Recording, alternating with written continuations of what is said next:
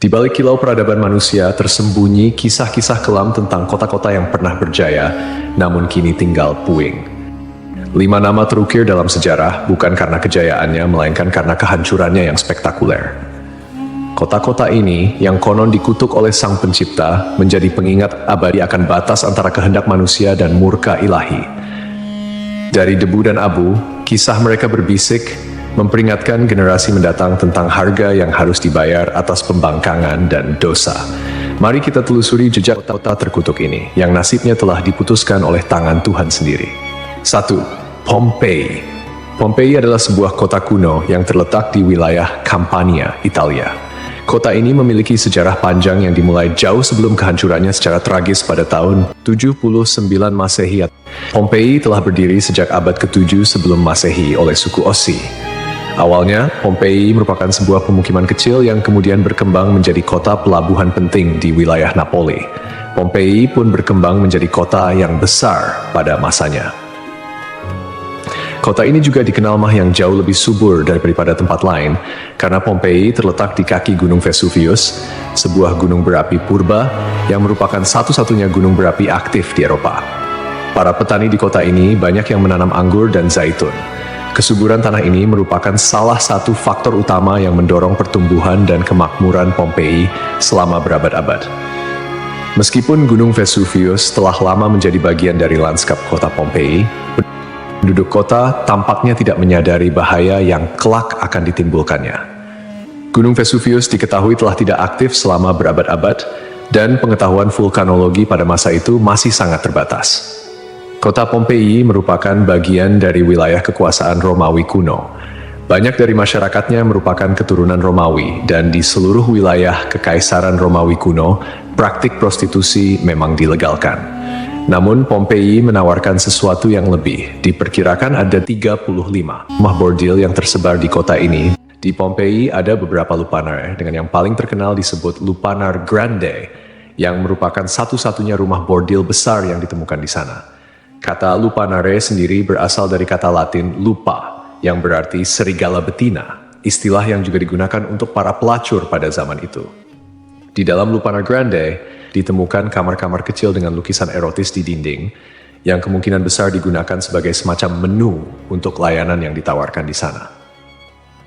Rumah bordil ini memiliki 2 lantai. Lantai pertama diperuntukkan bagi kelas bawah, sedangkan lantai kedua digunakan oleh pelanggan kelas atas. Jumlah yang tergolong banyak mengingat Pompei hanya seluas 12 km² dengan populasi sekitar 11.000 orang. Untuk menuju rumah bordil, jalanan di Pompei diberi petunjuk arah berupa pahatan falus alat kelamin laki-laki, sebuah tanda untuk membantu orang asing yang mungkin mabuk berat atau tidak bisa berbicara bahasa lokal. Praktik prostitusi biasanya dilakukan oleh para budak yang memasang tarif sangat murah. Bahkan tarif di Pompei jauh lebih murah daripada di wilayah Kekaisaran Romawi lainnya. Dengan membayar setara harga seperempat gelas anggur, setiap laki-laki yang datang ke Pompei sudah bisa memesan pelacur. Pada salah satu dinding aula, ditemukan tulisan yang artinya, "Jika Anda mencari pelukan manis di kota ini, semua gadis di sini tersedia." Hubungan seksual yang diwajarkan tidak hanya terjadi antara laki-laki dan perempuan saja. Penemuan grafiti menunjukkan bahwa homoseksual dan pemerkosaan anak juga menjadi hal yang biasa di Pompei. Temuan inilah yang membuat Pompei dijuluki sebagai kota maksiat, terlepas dari arsitekturnya yang megah dan keberagaman karya seninya. Akhirnya, setelah kegiatan maksiat di kota ini semakin parah dan menjadi pemandangan yang lumrah, pada tanggal 24 Agustus 79 Masehi, sekitar tengah hari, terjadilah letusan mahadahsyat dari Gunung Vesuvius. Gunung ini mengeluarkan kolom erupsi yang luas dan tinggi hingga mencapai ketinggian 33 km. Abu vulkanik dan batu apung mulai berjatuhan di Pompei dan di daerah sekitarnya. Tebalnya erupsi menyebabkan kegelapan di siang hari dan membuat orang-orang kesulitan untuk bernapas, sehingga penduduk Pompei banyak yang tidak sanggup melarikan diri. Kemudian pada malam hari, letusan mencapai puncaknya. Serangkaian awan panas yang mematikan mulai menyapu kota dengan kecepatan tinggi dan membunuh siapapun di kota tersebut. Meskipun sulit untuk memastikan jumlah korban jiwa yang tepat, diperkirakan ada sekitar 2.000 orang yang tewas di kota Pompei, meskipun banyak juga yang berhasil melarikan diri pada tahap awal erupsi. Namun, mereka yang tertinggal atau terlambat melarikan diri menghadapi nasib yang sangat mengerikan. Kota maksiat ini hancur lebur bersama 500 tahun. Setelah sekian lama, Pompei ditemukan kembali pada abad ke-14 dan penggalian yang dilakukan mengungkapkan banyak artefak serta mumi-mumi yang terkubur di bawah abu vulkanik. Pompei kini menjadi simbol peringatan akan bahaya dari keangkuhan dan dosa manusia.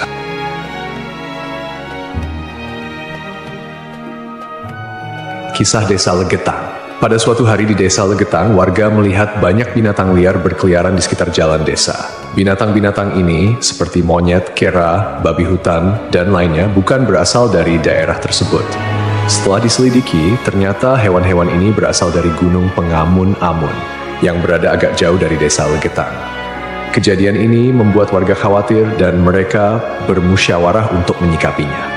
Mereka menyimpulkan bahwa turunnya hewan-hewan dari gunung adalah pertanda akan terjadinya musibah besar. Kepercayaan lokal yang menyatakan bahwa hewan bisa merasakan bencana sebelum terjadi mendorong warga Desa Legetang untuk bertindak cepat. Mereka memutuskan untuk kerja bakti membuat parit di lembah Gunung Pengamun-Amun sebagai upaya antisipasi bencana, khususnya longsor. Desa Legetang terletak di dataran tinggi Dieng, Kecamatan Batur, Kabupaten Banjarnegara, Jawa Tengah. Desa ini dikenal dengan tanahnya yang sangat subur, bahkan lebih subur dibandingkan desa-desa lainnya di sekitarnya. Sebagai contoh, jika semangka yang ditanam di desa lain hanya mencapai berat sekitar 6 kg, semangka yang ditanam di Legetang bisa mencapai 10 hingga 12 kg. Setelah parit selesai dibuat, kehidupan di desa kembali normal. Desa Legetang adalah desa yang makmur, hanya sedikit orang miskin di sana. Banyak saudagar kaya yang hidup mewah dan uang sering dihamburkan untuk hiburan.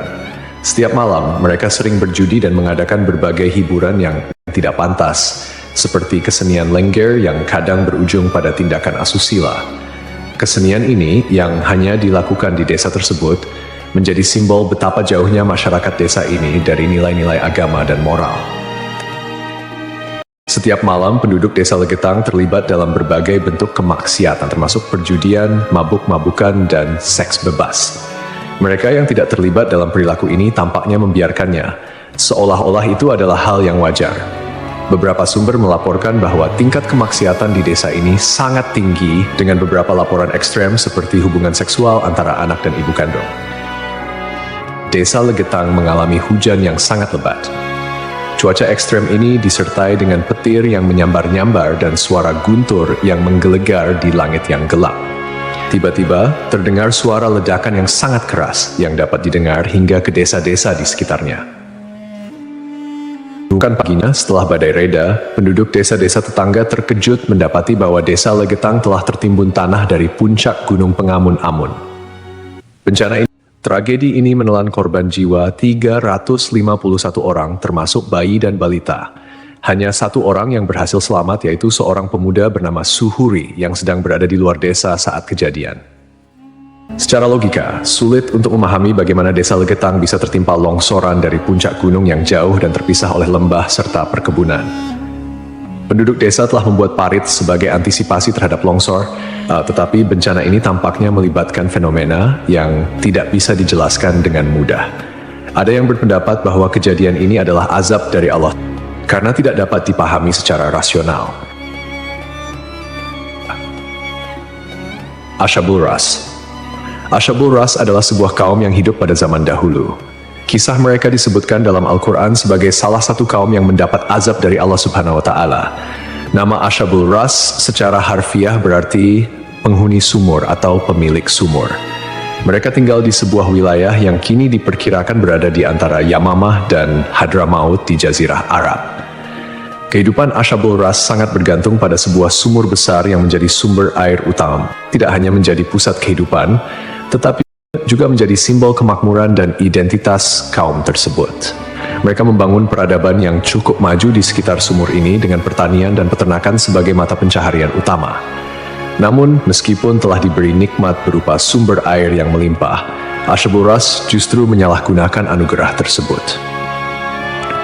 Mereka mengembangkan sistem kepercayaan yang menyimpang dan menyembah pohon cemara besar yang tumbuh di dekat sumur mereka. Pohon ini dianggap suci dan dijadikan objek penyembahan, menggantikan Allah Subhanahu wa Ta'ala sebagai Tuhan yang seharusnya disembah. Kemusyrikan Asyabul Ras tidak berhenti pada penyembahan pohon saja. Mereka juga mengembangkan praktik-praktik yang bertentangan dengan ajaran tauhid, seperti membuat patung-patung yang merepresentasikan dewa-dewa mereka, kemudian melakukan ritual dan persembahan kepada pohon cemara, serta menolak ajaran-ajaran monoteisme yang dibawa oleh para nabi dan rasul. Allah Subhanahu wa Ta'ala dalam rahmatnya yang tak terbatas tidak langsung menghukum Asyabul Ras. Sebaliknya, Allah Subhanahu wa Ta'ala mengutus seorang nabi kepada mereka untuk membimbing dan mengingatkan mereka akan jalan yang benar. Nabi yang diutus ini, menurut beberapa riwayat, adalah Nabi Syuaib, meskipun ada juga yang berpendapat bahwa ia adalah nabi yang lain yang namanya tidak disebutkan dalam Al-Quran. Nabi yang diutus kepada Asyabul Ras berusaha dengan gigih untuk mengajak kaumnya kembali ke jalan yang lurus. Ia menyampaikan risalah tauhid, mengajak mereka untuk hanya menyembah Allah Subhanahu wa Ta'ala dan meninggalkan penyembahan terhadap pohon dan berhala. Nabi ini mengingatkan mereka akan nikmat-nikmat Allah Subhanahu wa Ta'ala yang telah diberikan, termasuk sumur yang menjadi berkah dalam kehidupan mereka. Namun, meski telah diingatkan, mereka tetap keras kepala dalam kekufuran dan kemusyrikan, bahkan mulai mengancam dan memusuhi Nabi yang diutus kepada mereka. Penolakan ini berlangsung dalam waktu yang cukup lama, menunjukkan kesabaran Allah Subhanahu wa Ta'ala dalam memberi kesempatan kepada hamba-hambanya untuk bertaubat. Setelah bertahun-tahun menolak ajakan Nabi mereka dan tetap teguh dalam kekufuran, akhirnya azab Allah Subhanahu wa Ta'ala turun kepada kaum Asyabul Ras. Azab ini datang sebagai konsekuensi dari penolakan mereka yang terus-menerus terhadap ajaran tauhid dan ketekunan mereka dalam menyembah selain Allah Subhanahu wa Ta'ala. Menurut beberapa riwayat, azab yang menimpa Asyabul Ras terjadi dalam beberapa tahap. Pertama, terjadi kekeringan dan paceklik. Allah Subhanahu wa Ta'ala mulai mengurangi curahan rahmatnya dengan menahan air hujan. Akhirnya, terjadi kekeringan berkepanjangan. Tanaman-tanaman mereka mengering dan ternak mereka mulai mati kelaparan. Ini merupakan peringatan awal bagi Asyabul Ras, namun mereka tetap tidak mengindahkannya. Kemudian terjadi pencemaran sumur. Sumur yang menjadi sumber kehidupan mereka tiba-tiba tercemar. Airnya berubah warna, berbau busuk, dan tidak layak dikonsumsi. Hal ini menyebabkan krisis air yang parah di kalangan Asyabul Ras. Lalu datanglah gempa bumi. Sebuah gempa dahsyat mengguncang wilayah tempat tinggal Asyabul Ras. Gempa ini menghancurkan bangunan-bangunan dan infrastruktur yang telah mereka bangun selama bertahun-tahun. Akhirnya, mereka pun binasa, meninggalkan kisah yang menjadi peringatan bagi generasi-generasi setelahnya tentang konsekuensi dari menolak petunjuk ilahi dan hidup dalam kemusyrikan.